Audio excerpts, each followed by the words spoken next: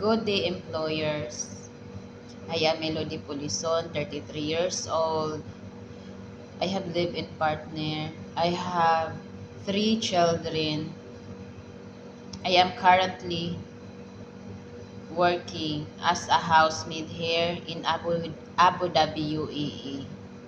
My work here is cooking, cleaning, washing dishes, washing clothes, groceries.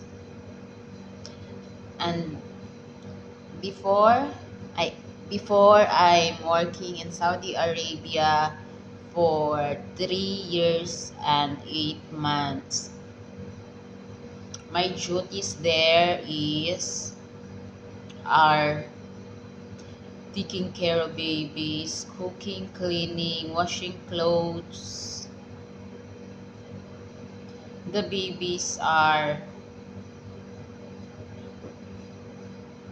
12 years old, 9 years old, and the young is when I come there in Saudi Arabia, my employer is not yet pregnant. After 9 months there, the baby boy was born. I am the one who was taking care of him. After the baby boy turn one, there is little girl, there is little angel again come. So I am the one who taking care of that baby again because my madam is working and my baba too.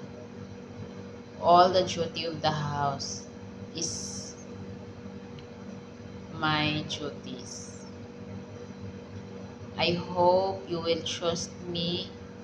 I promise you, if you trust me, I will do my best to do my duties good.